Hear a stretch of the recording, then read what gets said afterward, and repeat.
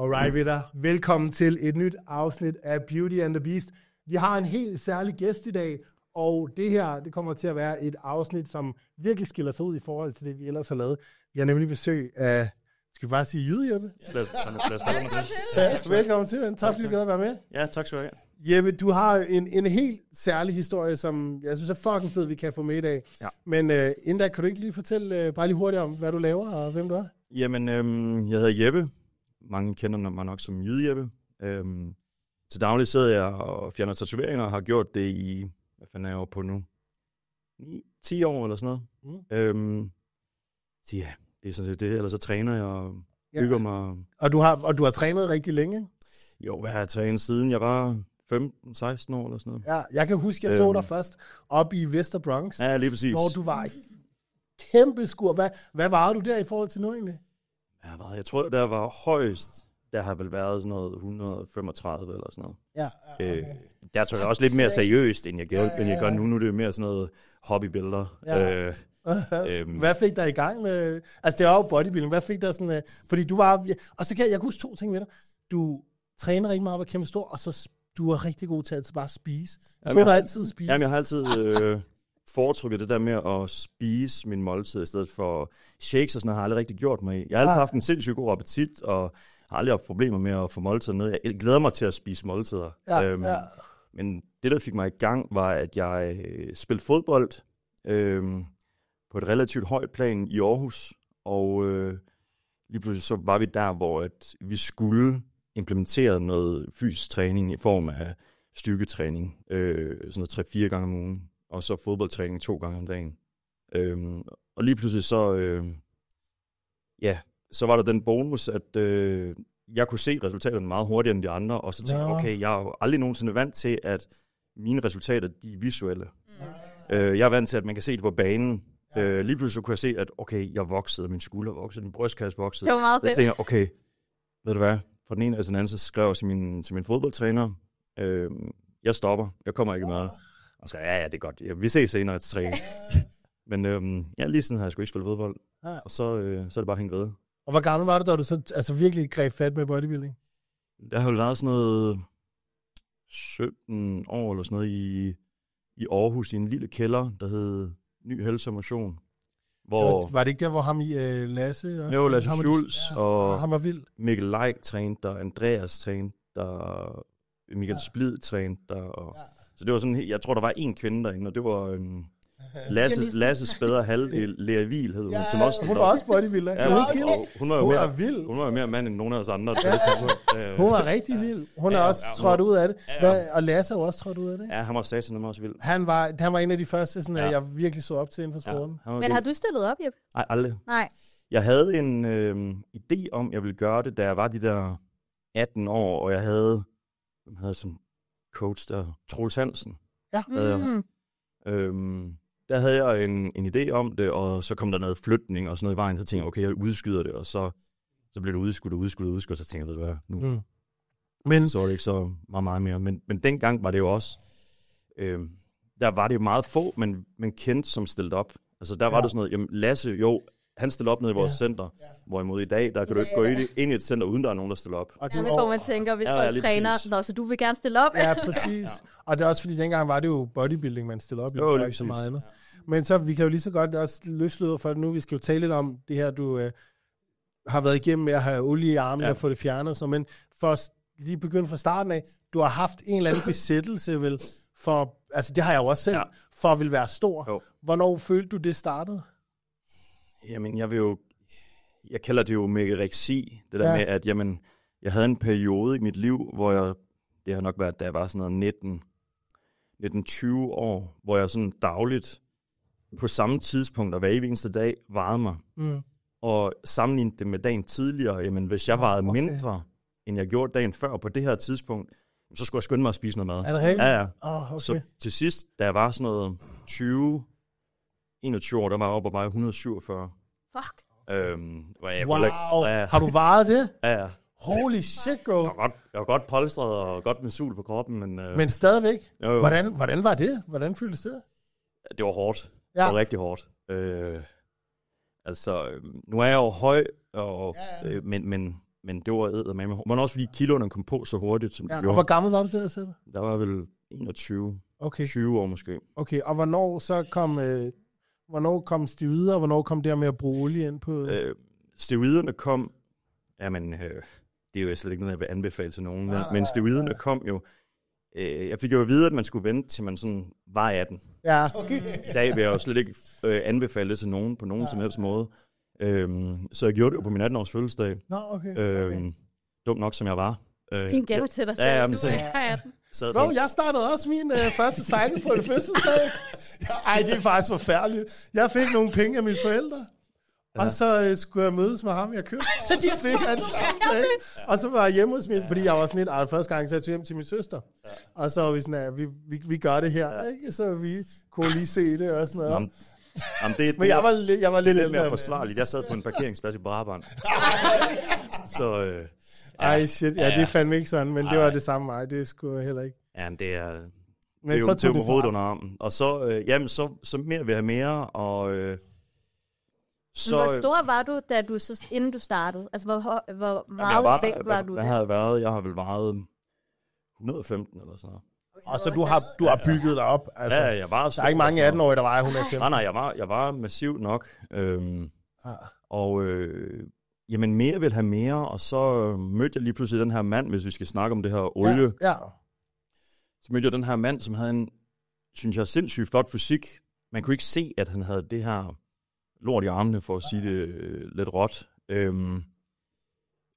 Og jeg var helt vildt fascineret af, hvordan hans fysik så ud, og jeg synes, han havde en flot krop og sådan noget. Ja. Og han begyndte at snakke om det her syntol, han havde skudt i armene. Og begyndte mig at hive mig med til en, som kunne gøre det her. Okay. Og egentlig har jeg altid været meget, meget modstander af at skyde sådan noget i armene. Ja. Og jeg vil altså også godt lige sige, bare så det ikke kun er, du ved, at sidde og du udstiller dig selv.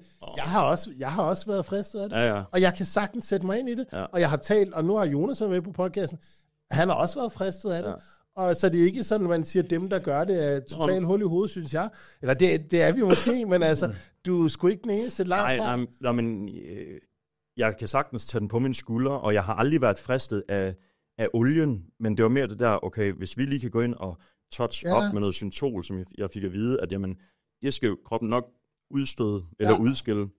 Og man sidder jo netop og tænker, jeg har trænet de her arme så hårdt, og alt andet vokser, men det er bare lige det her, eller de her skuldre, bagskuldre, der bare ikke vil vokse. Det var heller ikke, fordi jeg havde små arme. Jeg havde vel arme på 48, 49 eller sådan noget, da jeg startede. Og så var det bare, jamen, jeg tænkte, ved du hvad, lad mig bare lige få noget touch op, og jeg fik at vide, ved du hvad, det her tisser du ud, og det er syntol, og jeg så de her flasker, og der stod syntol på, og hvad jeg så senere fandt ud af, det var, at jamen, det er overhovedet ikke syntol. Syntol, det er jo et andet produkt, som de bruger meget i USA, hvor kroppen den selv udstøder det, eller udskiller det. Hvorimod det her sådan, paraffin, det er jo noget, kroppen ikke kan udstøde. Og et sindssygt billigt produkt. Ikke at jeg skal forsvare det, at man skal skyde syntol på nogen som helst måde, men det var ligesom... Jeg har en rabatkode. Ja. Men det var ligesom det, der talte for, at jeg kunne komme af med det igen, eller så skulle man hver måned, så skulle du ind og have et lille touch-up igen. Hvor meget skyder man så i gangen? Jamen, jeg har jo hørt fra nogen, at de har skudt sindssygt meget på ad gangen. Jeg har hørt sådan nogle skrækhistorier. Sådan noget fugepistoler, Jeg har jo kun fået sådan noget 5 ml i ad gangen. Det er jo ikke særlig meget, nej. Og det var også derfor, jeg tænkte, okay, det kan jo muligt være olie, og det så også helt flydende ud, og... fint og alt det her, og det var under gode forhold. Og sådan. Var det en sygeplejerske? Ja. Ja, okay. Ja. Fordi det har jeg nemlig også hørt, de der historier fra, at der er nogen, der kender en sygeplejerske, som hjælper det. Ja. Altså. Ja. Det var fine forhold, og det var de her små injektioner, og som jeg sådan tænkte, okay. Hvor ofte gjorde I det? Jamen, så gjorde vi det sådan noget en gang om måneden. Okay. Det gjorde sindssygt ondt. Ja, det var min net. Ja, det gjorde sindssygt ondt, og vi gjorde det jo sådan flere steder i biceps og triceps og bagskulder.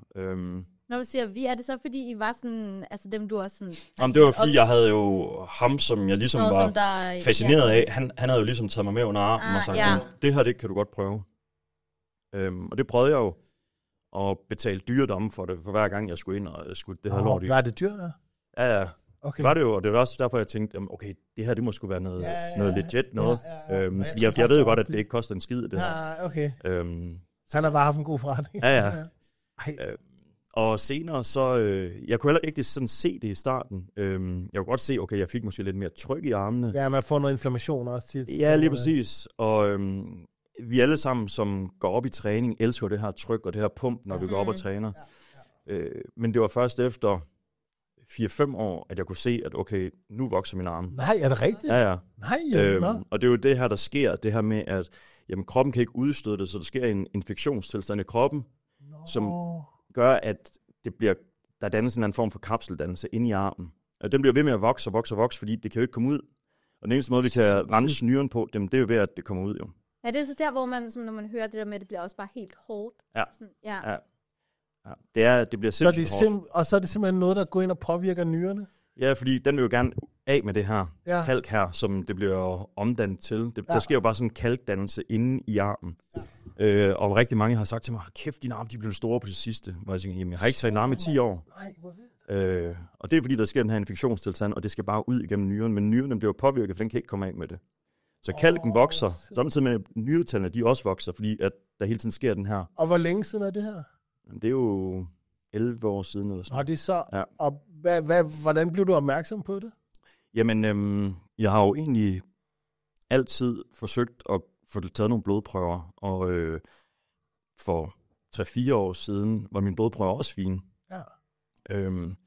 Så bliver jeg indlagt, hvor de egentlig troede, det var madforgiftning, fordi de kunne se, at okay, min nyre var påvirket. Det er jo nok, fordi jeg kastede så meget op, og der er jo forsket utroligt lidt i det her. Ja. Så blev jeg jo indlagt første gang i februar sidste år. Så det er vel et år siden. Ja. Hvor de igen troede, at det var en madforgiftning. Hvordan vi kastet op? Jamen, så kaster jeg op, så har jeg haft nogle perioder, hvor jeg kaster op en uge ad gangen. Nej, bro. Og de har jo ikke anet noget om det, og så er de kommet ind, og så er jeg kommet ind på hospitalet, og så har de sagt, har du taget steroider? Ja, så kan vi ikke hjælpe dig. Er det rigtigt? Ja. What? Ja. Hvor sindssygt. Ja, fordi så mener de jo, så skal jeg forklare, hvad det er, jeg har taget, hvor jeg kan sagtens skrive de ting ned, jeg har taget, men ved I noget om det? Nej, men det kan vi jo undersøge. Så bliver jeg indlagt igen i september, tror jeg det var, sidste år, hvor de så siger, at eller hvor jeg så kommer i dialog med en, der hedder Ebbe, som er forsker inden for lige præcis det her område, hvor han siger, jamen Ebbe, du har skudt det her i. Så ja, det har jeg. Det har jeg også fortalt. Nå, men det er derfor, at din tal ser sådan der ud. Vi er desværre bare der, hvor at enten dør du af det her inden for et år, eller så skulle du i dialyse. Og hvad er dialyse, for dem, der ikke ved? Jamen, dialyse, det er, hvor du kommer ind 3 gange om ugen, cirka, og får renset dit blod. Wow.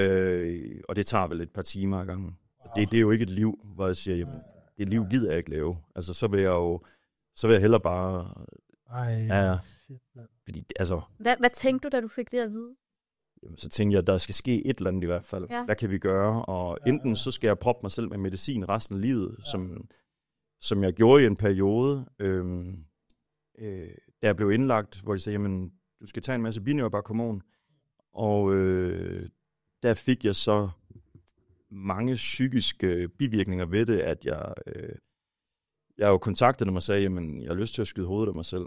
Så sagde jeg, nej, jeg vil prøve lige fortsætte. Så siger jeg mener det. Jeg har lyst til at skyde hovedet af mig selv. Det blev gjort dig depressiv? Ja, fuldstændig. Jeg var totalt depressiv. Hver dag efter arbejde, så sad jeg i bilen og græd på vej hjem. Nej.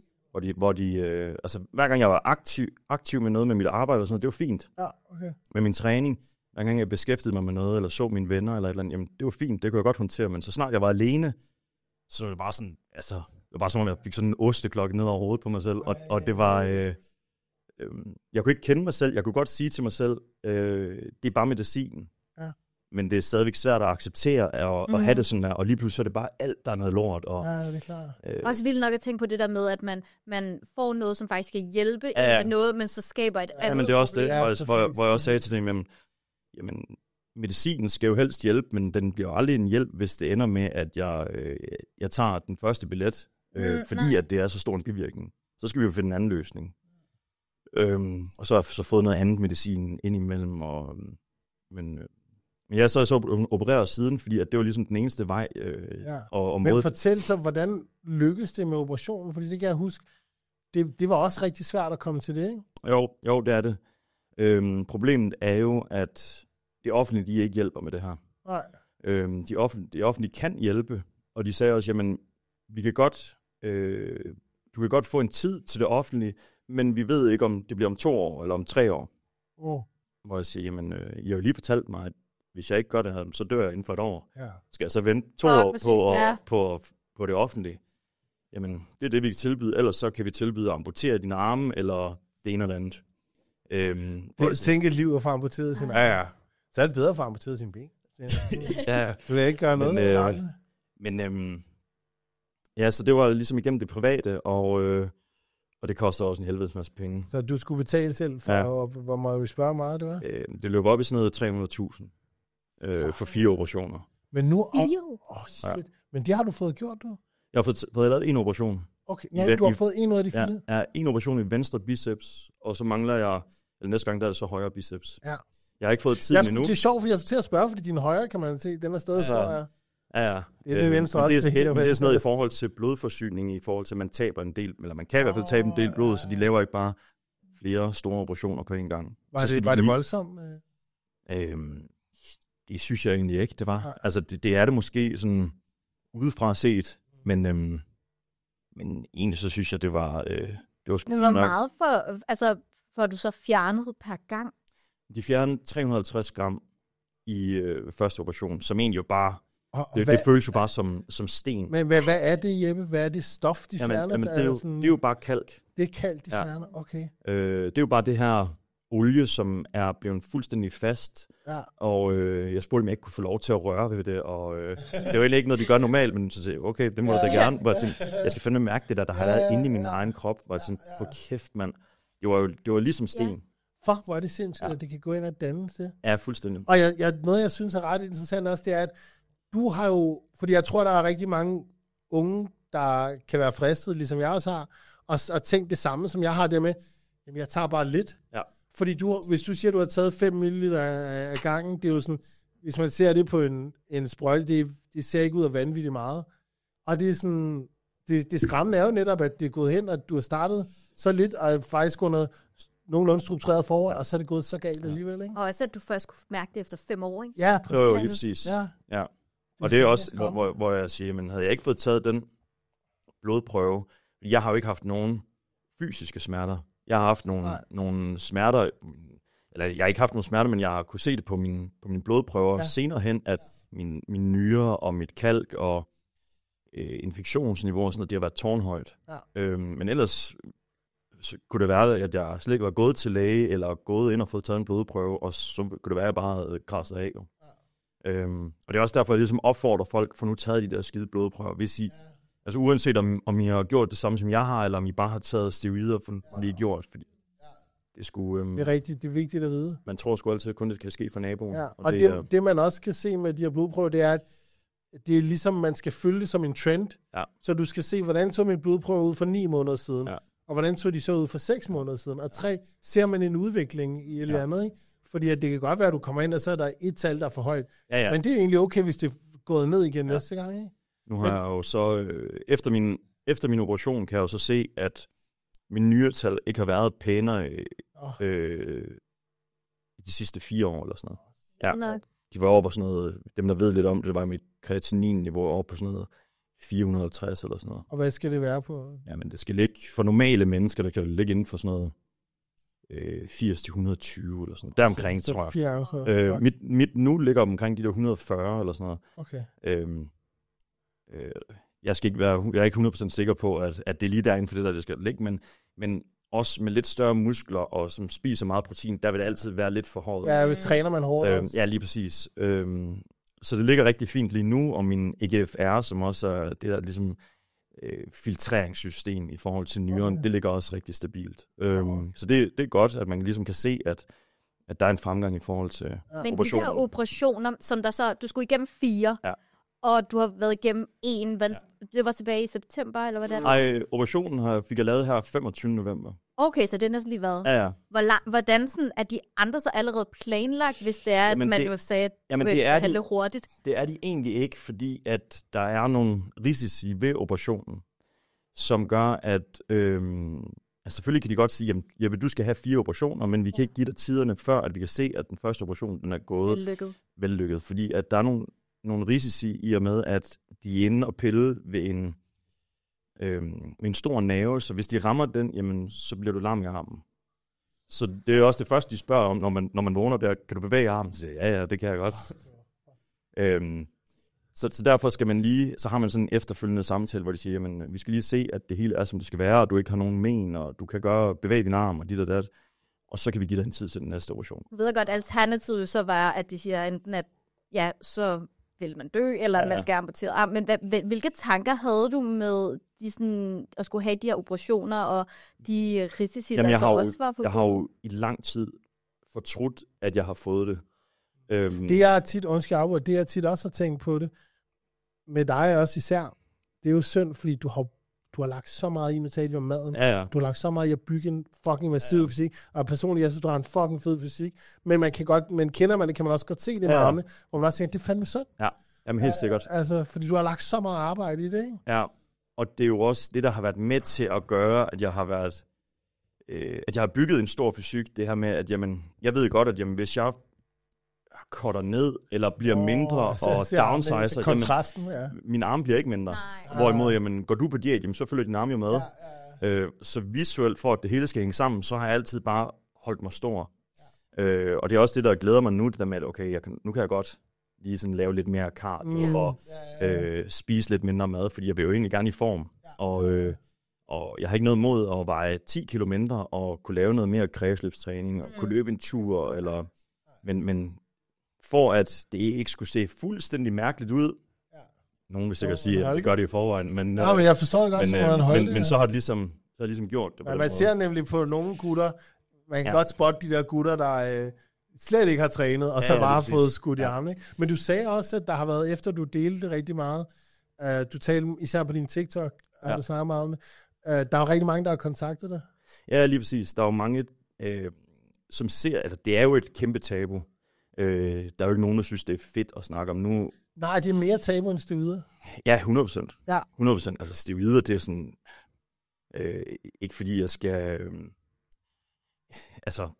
for det til at lyde mindre, end det er. Men det er mere normaliseret. Men det er sådan, det er ret normalt. Ja. Men snakkede du om det med olien, inden at du gik ud og sagde, at du skulle have fjernet? Nej. Jeg snakkede om det første gang i september, hvor jeg ligesom løftede sløret for, at okay, nu skal I høre, hvorfor det er indlagt. Og jeg er meget aktiv på sociale medier, og folk spørger, jamen, hvorfor får du det, eller hvorfor er du indlagt hele tiden, eller hvorfor er du syg, og det ene og det andet, hvor jeg siger, jamen, nu vil jeg løfte sløret for det, og det er jo noget, jeg har gået med i lang tid, og har været... Du er også den første, der har snakket om det. Ja, jeg tror ikke, der er nogen, der var også Jens, han var jo også ude. Ja, der var også en dokumentar, Men hvor jeg tænkte, ved du hvad, jeg kan godt tage det på mine skuldre, og jeg ved godt, jeg får sikkert en masse slag på sociale medier. Jeg ser mange, der hænger. Ja, det vil der altid være. Men den skal jeg nok tage på min kappe og være frontløber for den der. Og så håber jeg, at der er en masse andre derude, der ligesom kan sige, okay, ved du hvad, det skal jeg fandme holde mig væk fra. Hvad var responsen så, da du gik ud med det? Jamen, det vil være sådan halv-halv. Ja, okay. Sådan positivt, der er nogen, der siger, at der skulle nok være flere positive, end der har været negative, men der er rigtig mange, der siger, jamen, ved du hvad, du skal sgu nok klare det, og dit og dat. Så er der også været nogen, der siger, hold kæft, det er fjols, vi skal sgu ikke hjælpe dig, du skal bare dø, og jeg tænker, ja, fint nok. Jeg tager det sgu ikke så tungt, men det jeg håber på, jeg lægger det jo ikke op for min egen skyld, jeg er sgu ligeglad med den der opmærksomhed, det er mere det der med, at jamen, hvis jeg kan hjælpe nogen, eller gøre noget for, at der er nogle andre derude, der ikke træffer samme beslutning, som jeg gør. Jamen, hvis jeg bare kan hjælpe en, så har jeg gjort en lille bitte forskel. Fordi at en ting er, at jeg måske og nogle andre er så privilegeret, at vi kan betale det. Men det kan være, der sidder en eller anden derude, som desværre ikke har den her økonomi, og den her mulighed til at betale det, og så hvad alternativet det er, at han skal dø af det. Ja. Så du har fået mange henvendelser fra... Ja, jeg har fået rigtig mange henvendelser, som sidder lidt i saksen, som jeg gør, og jeg gjorde. som gerne vil vide mere om, jamen, hvad skal jeg gøre? Hvor jeg siger, men du er nødt til at række hånden op selv og fortælle din læge eller hospitalet, at du gør det.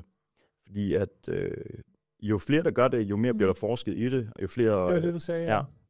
Så kan man rent faktisk gå ud og se, det er et problem, og det er noget, man skal... det er det, fordi at de ser det ikke rigtigt som et samfundsreelt problem. Nej. Fordi de mener jo ikke, der er særlig mange, der har gjort det, hvor jeg siger, jeg ved, der er rigtig mange, der har gjort det. Og jeg ved også, privathospitalet, som jeg er blevet opereret på, de har foretaget 250 af de her operationer inden for de sidste 3-4 år. Hvor mange selv? 250. I Danmark alene? Ja. Wow, det er mange. Ja. Der er kun, det faktisk ikke, det var så udbredt en ting. Der er også kun et privathospital, der... De meste i Jylland, ikke? Det er i Jylland. Det er lige omkring Randers. Men ja, lige i Aarhus. Men hvad hedder det? Men det er virkelig et problem, og der er også kun én, som laver de her operationer, som nu er han så gået i gang med at uddanne nogle flere kirurger til at lave de her operationer, fordi han er begyndt at få for travlt. Fordi der er så mange, der ligesom kommer ind og siger, hey, jeg har også gjort det. Hvor vil I sige, hvad han hedder? Ole. Ole? Ole Momsen på Aros Hospital i Aarhus. Okay. Det er måske meget nice at vide, ja.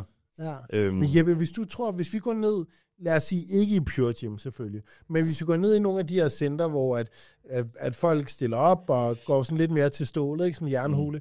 Hvor mange, hvad er det, 2-3 stykker i hvert center, eller hvor mange tror du vil have gjort det? Ja, det er det sgu nok. Altså, der er der nogle stykker, man ser hister her, og hvis man selv har levet med det, så kan du jo se det fra en kilometers afstand. Jeg ved ikke, hvor mange, der gør det den dag i dag. De siger jo også typisk, at så kommer folk ind, og så er det sådan noget, de har gjort for 10-15 år siden, fordi det er typisk der, bivirkningen begynder at komme.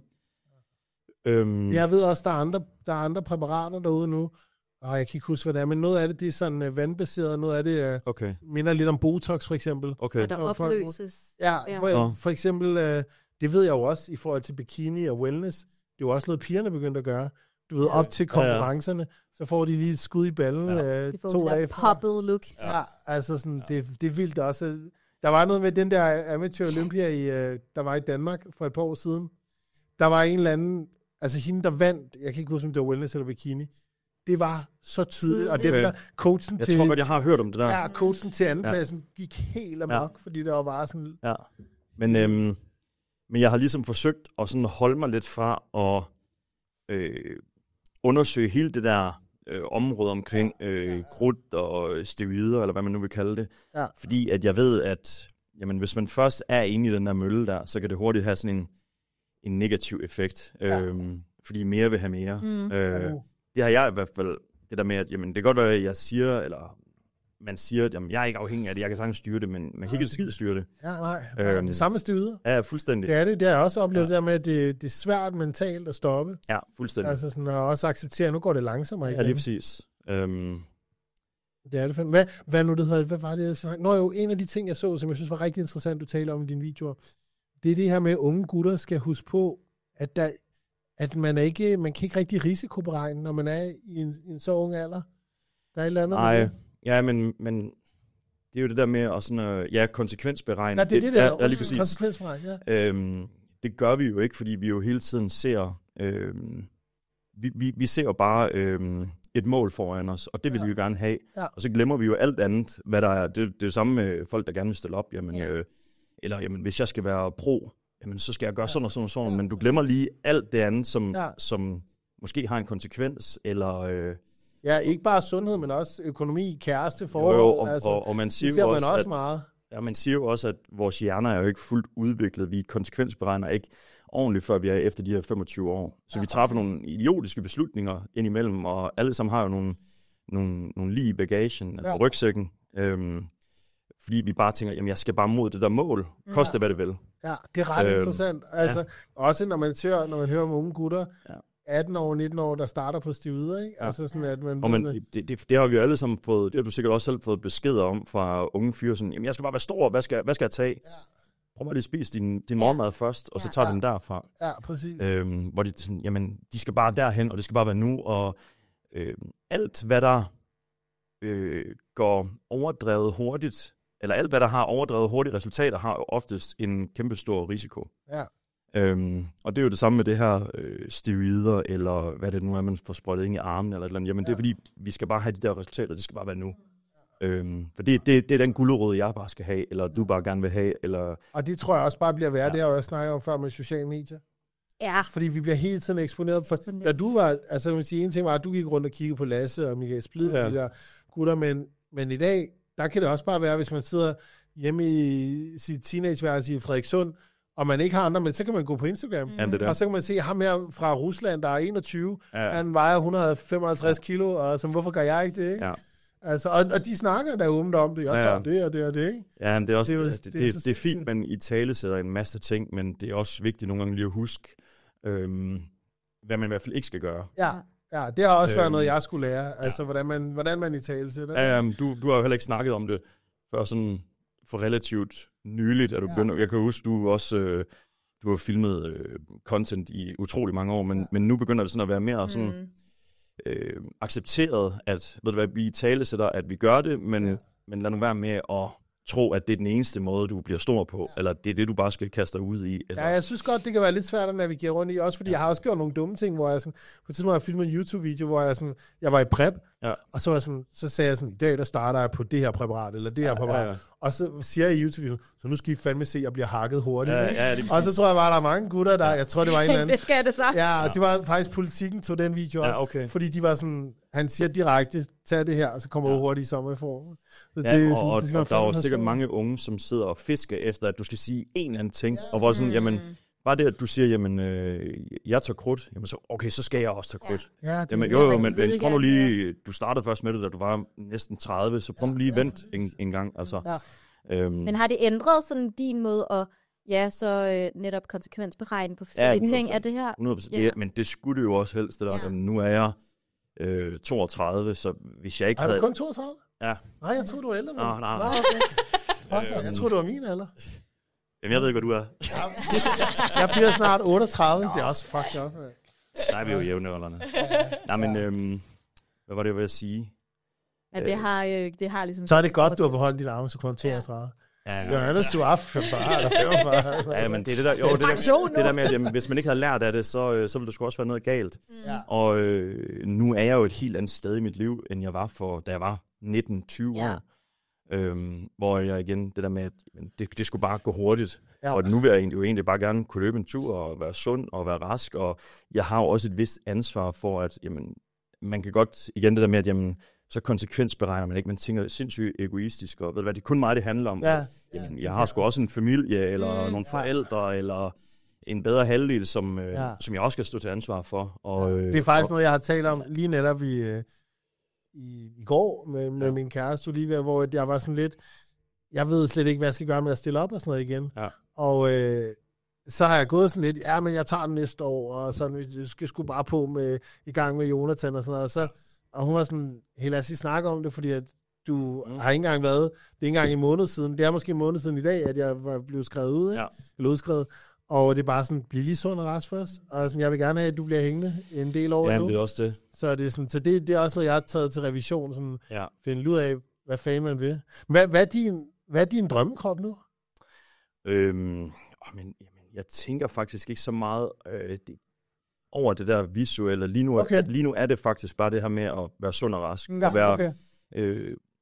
Som jeg også sagde til min bedre halvdel, at jamen, mit mål for, vi sad og snakkede om nytårsforsæt, mit mål for 2025, det er egentlig bare at være medicinfri. Og komme igennem de her operationer, så skide være med, om jeg har 10 kilo for meget på kroppen. Det er, hvad det er. Det skal vi nok finde ud af bagefter. Men det er det, mit fokus er på lige nu. Det er bare at... Det er et godt mål, ja. Og jeg snakker også med hospitalet i går, det der med, at... Lidt kedeligt mål. Men det er det 100%, men det er jo sådan helbredsmæssigt, så det er det fedeste mål, fordi at... du har fuldstændig ret. Og jeg kan godt lide at sætte en mål, og jeg misunder jo sindssygt meget de her mennesker, som har nogle pæne blodværdier, og som tager det lidt for givet, at jamen, det er bare normalt. Bare sådan, stræber virkelig efter det. Okay, nu skal jeg bare have nogle bedre nyretag, eller min kalk skal bare ned, eller sådan. Det er fordi, vi er obsessive typer, så du er bare blevet obsessed med en god ting. Ja, lige præcis. Og det samme med, jamen, da jeg gerne ville være stor, jamen, så var mit mål, okay, nu skal jeg bare løfte så meget, eller nu skal jeg op på at spise 7.000 kalorier, eller et eller andet, hvor sådan, jeg kan bare godt lide at sætte nogle mål, og hvis det er mål, jamen, så det er fint. Ja, jeg har sådan en vision om, sådan, at jeg kan løbe på stranden, løbe 5 kilometer, men stadigvæk veje sådan noget 105 kilo og have abs. Og men Anders, du skal også være med til High Rocks. Det er rigtigt. Det kunne være. Jeg er også så bagud for tid. Jeg løb faktisk. Jeg prøvede at løbe hernede, men jeg er så dårlig til at lave sådan, okay, Anders, du løber 100 skridt ad gangen. Og så går du 100 skridt ad gangen. Ja, men det starter stadig jo. Men jeg vil, nu, når du så ikke har talt om det på din SoMe førhen, så tænker jeg, sådan, din omgangskreds, dem der har været tætte, har jo stadig, de må da have sådan, de kunne vel se, da du startede. Sådan, jamen, jeg er en sindssygt lukket person. Ja. Og jeg er meget introvert. Jeg er ikke sådan en, jeg taler ikke om følelser. Nej. Og, det er så sjovt, ikke? Fordi du siger, undskyld, det har jeg hørt før med bodybuilder. Jeg er en lukket person. Ja. Introvert. Ja, men lad mig få tatoveringer i hovedet og veje 400. Lige præcis. Det er sjovt, men bro, det har jeg hørt med flere gange. Jeg passer bare mig selv, og mine venner, de har tit sagt til mig, Jeppe, lad os nu lige tale om ting. Nej, der er ikke noget, du ved. Og min familie og sådan noget, jeg har jo ikke rigtig snakket om det her til min familie, før at jeg sad nytårsaften, og min mor, hun sagde, jamen, hvad er konsekvenserne, hvis du ikke fik de her operationer? Og jeg siger, så vil jeg dø. Nej. Shit. Ja, jeg har bare hele tiden sådan, jeg gider sgu ikke snakke om det der lort. Jeg forstår det godt. Der er meget sådan jyde. Der er sgu andet, der er nogle større problemer derude. Eller lad mig høre om dig i stedet. Ja, lige præcis. Jamen, hvordan har du det, du ved? Ja. Jeg skal nok klare mig. Ja. Så de er selvfølgelig også været overrasket, men de har været det 110% og været på hospitalet og besøgt mig, og det er super fedt. Ja. Men jeg er idiot til at snakke om følelser, og hvordan jeg har det, og det skal vi bare blive bedre til. Det er meget typisk for mænd, og især i den her verden også, tror jeg. Fordi man har jo haft det eller andet, så man gemt det bag alle musklerne. Eller men sådan er det tit også derhjemme, og hvor fruen, hun siger, jamen, skal vi ikke lige snakke om noget? Hvad vil du snakke om? Bare et eller andet, hvordan har du det? Ej, lad os nu lige se den her film færdig. Hvordan jeg har det? Jeg har det fint. Kom nu. Men hvad fik dig så til, fordi du har, du har jo nogle store platforme, både på TikTok og Instagram. Hvad fik dig til sådan at tænke, okay, jeg skal prøve at bygge et, jeg ved ikke om... Jamen, jeg har jo egentlig altid lavet det sådan lidt på en... Du lægger fucking sjov content. Jeg laver meget sådan sjovt og komisk, men det er jo også det der med, at jamen, jeg ved jo godt, at jeg ser ud, som jeg gør. Ja. Hvis jeg skal have nogle kunder derude til min forretning, jamen, så får jeg aldrig fat i Herre for Danmark, hvis jeg bare går ud og siger, kom ind og få fjernet dine tatoveringer hos mig.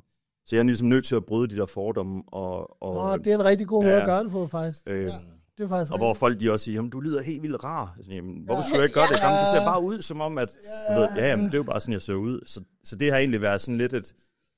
Man bliver mere tilgængelig, ja. Lige præcis. Det har egentlig været fuldstændig bevidst, det der med, at jamen, jeg er nødt til at... Jeg kan godt lide at bryde fordommene, og at folk de synes, eller har en fornemmelse af, at okay, ved du hvad, han er sgu cool nok, ham der. At jeg så har været nødt til at også nogle gange lige at sætte den der klovnemaske af, og så ved du hvad, nu er vi også nødt til lige at snakke om noget alvorligt. Det synes jeg også kun har gavnet, at der er også noget... Ham der, den tosse der, han kan også godt være lidt alvorlig nogle gange. Det behøver ikke altid være sjov og spas. Så det synes jeg, det har været fedt. Hvad fanden kan man... er der noget, vi kan tage med, hvis der er nogle unge gutter, der ser med? Nu har vi også talt meget om styret i de andre episoder. Sådan noget. Hvad gør man, hvis man er fristet, og man bare tænker, der sker ikke noget, og jeg har prøvet at træne? Og... Ja, men det er det der med, at jamen, prøv nu lige en gang at spise ordentligt, og du kan få sindssyge resultater af at bare leve sundt og fornuftigt. Problemet er, at alle i dag tror jo fandme, at jamen, du kan kun få resultater, hvis du skyder dig med et eller andet, eller tager nogle piller, eller... Ja, så ved også, at det tager tid. Ja, lige præcis. Det tålmodighed er virkelig en dyd, og det er du simpelthen bare nødt til at have med. Jeg ville da ønske, at jeg havde startet senere, end hvad jeg har gjort, og det har jo også nogle konsekvenser den dag i dag, hvis jeg gerne vil ud og lave børn eller et eller andet, jamen så er der noget, jeg lige skal... Det tager sgu lige noget tid. Ja.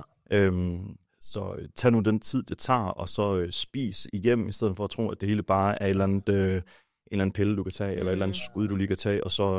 Og stop med at måske sammenligne sig med andre. Ja, lige præcis. Den synes jeg er ked af. Og det er jo svært, fordi der er det her... de her sociale medier, hvor alle folk siger, Christian Bumstead, jeg vil bare gerne ligne ham. Ja. Søde ven, du kommer aldrig til at ligne ham. Uanset hvor meget du spiser, eller hvor meget du skider med. Det er lidt ligesom man har set. Det er lidt sjovt, fordi der er der bare noget ved bodybuilding, fordi jeg vil aldrig gå ud, dengang jeg spillede basket, så vil jeg aldrig gå ud og tænke, hvis jeg tager stiv ud, så kan jeg også blive LeBron James. Ja. Fordi det er som om, man glemmer genetikken. Ja, men det er sjovt, og nu har jeg jo været lidt hos Thomas Busted, som laver meget sådan noget DNA-baseret. Og har du brugt det? Ja, jeg har været noget forløb hos ham. Har du været glad for det? Ja, rigtig meget. Okay. Men også fordi, at jeg tænkte, nu er jeg gennem alt det her skidt, så jeg er nødt til at... Jeg vil gerne være der, hvor jeg kan sige til mig selv, jeg kunne ikke have gjort mere. Fedt, ja. Så jeg har jo taget alle mulige DNA-test for at vide, hvordan er min genetik, hvad for noget medicin skal jeg holde mig fra, hvad for nogle fødevarer skal jeg holde mig fra, og så videre. Så er der sikkert nogen, der har tænkt, men det er bare bullshit.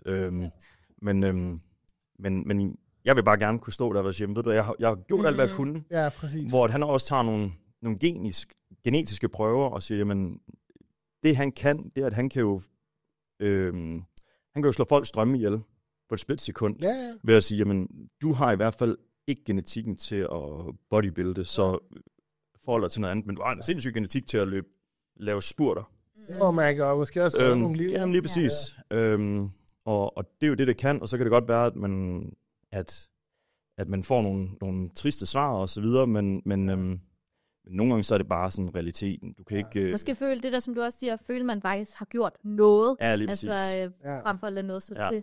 Og så kan man sige, man kan jo godt gøre det alligevel. Jeg vil sige, hvis jeg rejste tilbage nu 10 år i tiden og sagde til 28 Anders, så vil jeg godt sige til ham, bror, du kommer ikke til at være professionel bodybuilder.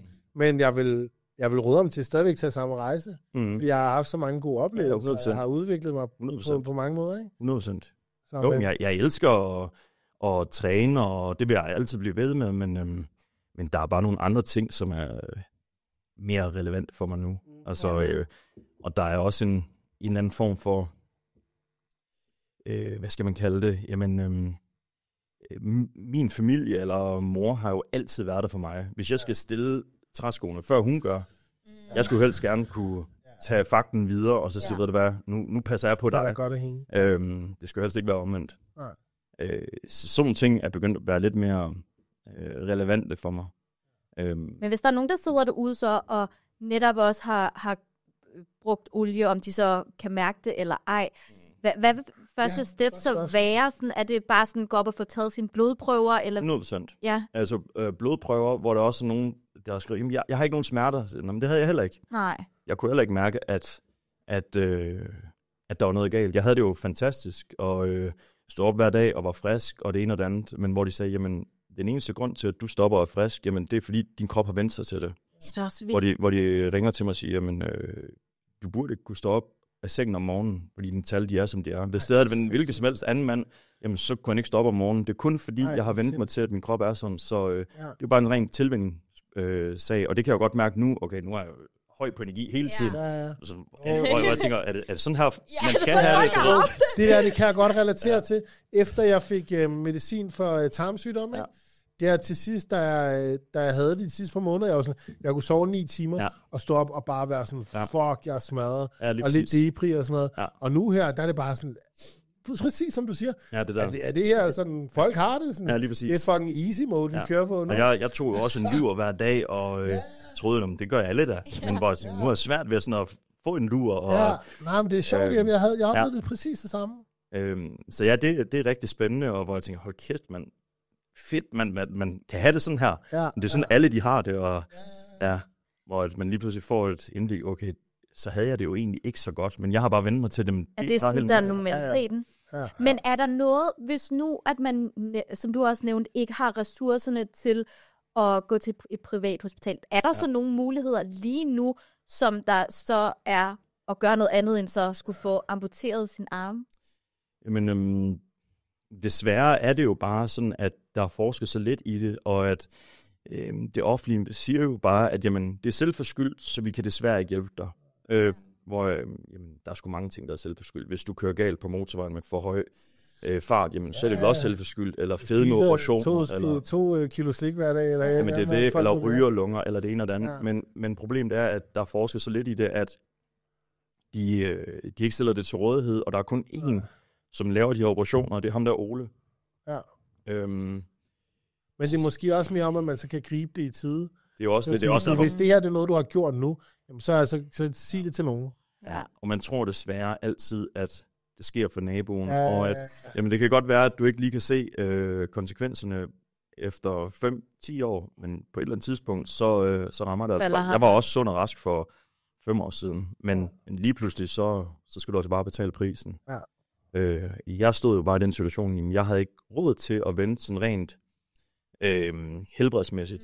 Jeg var nødt til at bare at få de der operationer. Det er også vildt nok lige at få sådan et label på sådan, inden for et år, hvis du ikke gør noget. Ja. Ja, den er... Så er det jo bare at tage skeen i en anden hånd. Jeg kunne også bare sidde derhjemme og tude over det hver dag, men det kommer der heller ikke noget godt gøre af. Så er man nødt til bare at komme op på hesten og så videre. Stærkt. Jeppe, hvis der er nogen folk, der vil... Kommer du til at poste mere om det? Ja, det gør jeg. Okay, og det er mest på TikTok? Jamen, jeg lægger det meste af det op på TikTok, som jeg også lægger op på Instagram. Ja, okay. Så længe videoen ikke er for lange. Okay, fint. Hvor kan folk finde dig? Jamen, jeg hedder Jyde Jeppe inde på alle sociale platforme. Ja. Så ja, det bliver jeg ved med. Og jeg har også nogle interviews inden for de næste par måneder i Aarhus også.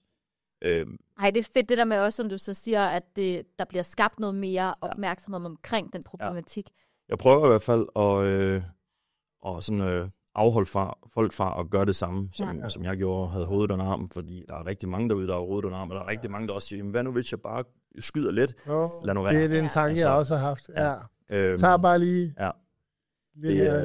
Det er ikke så meget mængden, det er mere det der med, at jamen, din krop, når det først er i din krop, så det er et rigtig stort problem. Så det skulle lige meget, om du har skudt lidt eller meget, eller hvad fanden det er, fordi din kalkniveau vil hele tiden stige. Så, hold jer fra det. Ja, 100%. Ej, jeg skulle også spørge dig om, hvor kommer navnet, altså nu ved jeg så, at du er fra Jylland, men altså, hvad kommer navnet fra? Jamen, det er jo lige til højre benet, at jeg er jo fra Jylland. Og, hvor er Jylland? Aarhus. Okay. Egentlig oprindeligt er jeg fra Midtjylland, men jeg har ligesom min unge år i Aarhus, og så flyttede jeg herover, og så var der flere, der hed Jeppe, og så lå den ligesom lige til højre. Det er ikke ham Jeppe, det er hvem Jeppe? Nå, det er lille Jeppe, okay. Så var det ikke til at tage fejl af. Så den ligger lige til højre benet. Nå, men tak, Jeppe. Ja, så mega nok. Altså, jeg føler sådan bare, at jeg har suget alle dine ord. Jeg synes virkelig også, det rammer fandme. Ja. Jamen, det håber jeg da. Ja. At folk de kan tænke sig lidt om. Ja, det håber vi. Ja. Tak. Ja, tak fordi du gad komme, og jeg håber også, I derude har, som sagt, fået noget af den her episode. Gå ind og følg Jeppe, fordi det har vi slet ikke snakket om særlig meget, men du lægger fucking sjov content op. Ja, det gør du. Gå ind og følg. Og tusind tak til alle jer, som der har lyttet med. Husk, giv 5 stjerner, vi er snart op på 100. Og så ses vi bare i næste episode. Hej!